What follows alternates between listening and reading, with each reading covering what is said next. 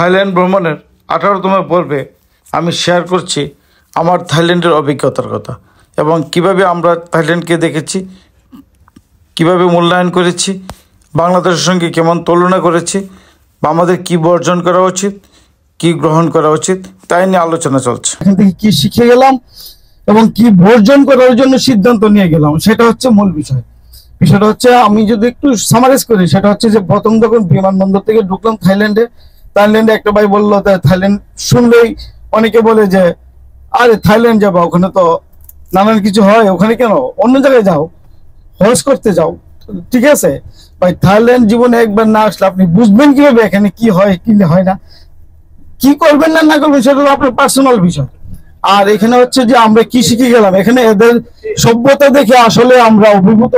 কারণ গাড়ির কোনো হর্ন নেই, একটা গাড়ি আরেকটা গাড়িকে ধাক্কা দেয় না, গাড়িতে কোনো ঘষা মাজা নেই, এবং যারা কথা বলে তারা খুব রেসপেক্ট নিয়ে কথা বলে, টুরিস্টদেরকে অনার করে। সুতরাং আমার ইয়েতে হচ্ছে যে পাতাইয়াতে যে জিনিসটা আমরা দেখলাম, যে এই সি পোর্টটা আছে, এবং এখানে বাংলাদেশে কিন্তু তার চেয়ে অনেক বড় সাগরের পার্থক্য। সুতরাং বাংলাদেশের গর্জন সাগরে আর এখানকার গর্জন নাই বললেই চলে। বাংলাদেশের সাথে তুলনা করলে মনে হয় যে এখানে মরা একটা সাগর।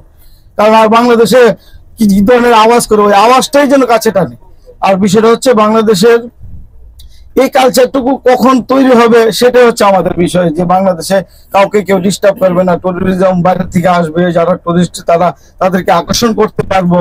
কোন সরকার আসলো কোন সরকার গেল, এটা আসলে আমাদের কি, যারা রাজনীতি করে তাদের চ্যাপ্টার। এটা আমরা বিজনেস করি, আমাদের কোনো রাজনৈতিক পরিচয় নেই, আমরা বিজনেসম্যান, আমরা ওলার সিঙ্গারার, এইটাই হচ্ছে মূল বিষয়। আর একটা হচ্ছে আমরা যারা এখন যাব, ওই যে জিনিসগুলো আমরা রাস্তায় তুতু ফেললাম না, রাস্তায় একটা কাগজ টিস্যু ফেললাম না, রাস্তায় একটা কাউকে ডিস্টার্ব করলাম না, এমন যদি মানে কি বলে এটাকে শপথ নিয়ে আমরা যেতে পারি, তাহলে আমাদের এই টুরিস্টের লার্নিং এবং এটার এই যে 5 দিন আমরা বে করলাম, এটা আসলে প্রকৃত হতে হবে। আল্লাহ পাকও খুশি হবেন যে তারা আসলে কিছু না কিছু শিখে গিয়েছে। এটা হচ্ছে মূল বিষয়।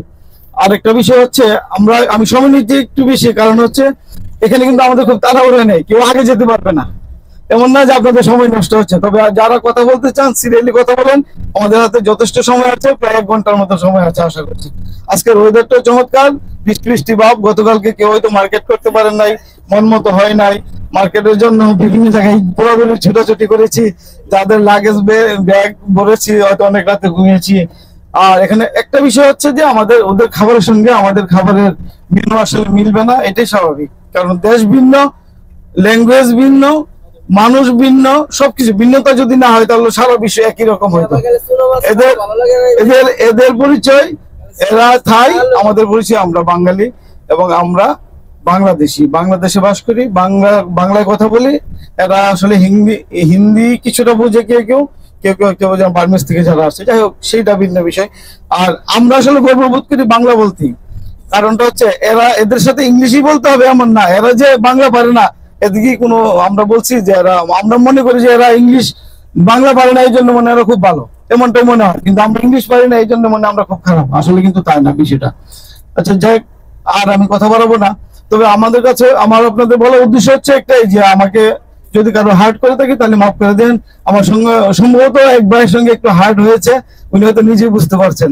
ওই যে ওই ভাই পরবর্তীতে আমি খুব অনার ফিল করছি, ওই ভাই পরের দিন আবার নিজে এসে আমাকে, তো আসলে হার্ট না, ওই বসা নিয়ে আর কি, ওই যে ইয়েতে খাবার টেবিলে।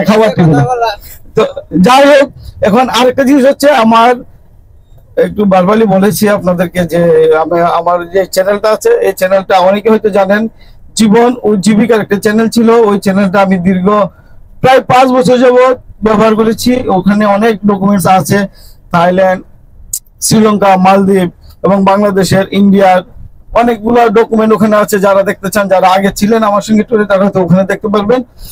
তবে ওই পেজটা আমি আর ইউজ করছি না, কারণ হচ্ছে বিভিন্ন প্রবলেম দেখা দিয়েছে ওখানে, কেউ হ্যাক করছে, কেউ ডিস্টার্ব করে বারবারে, এই জন্য আমি ওই পেজটাই অ্যাভয়েড করে ফেলছি। এখন নতুন একটা যে পেজটা হচ্ছে, এটা হচ্ছে আনিস শরীফ, ইউটিউবে এবং ফেসবুকে 2টা জায়গায় আছে, আনিস শরীফ। আর আমার আইডিটা হচ্ছে AR শরীফ।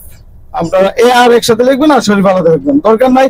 আপনারা শুধু আনিস শরীফ নামটাই মনে রাখেন, যদি আপনার ফ্যামিলিদেরকে দেখাইতে চান যে এইটা। তবে আমার এই ভিডিওতে একটা জিনিস ক্লিয়ার হবেন, আপনার 1 বছরের বাচ্চাকে নিয়ে পর্যন্ত আপনি কোলে বসে আমার ভিডিওগুলো দেখাতে পারবেন। কারণ হচ্ছে আমার ভিডিওতে এমনটাই সেন্সর আমি করি যে সেন্সরের একটা সিগারেট পর্যন্ত আমি কেউ খাচ্ছে এটা পর্যন্ত আমি দেখাই না।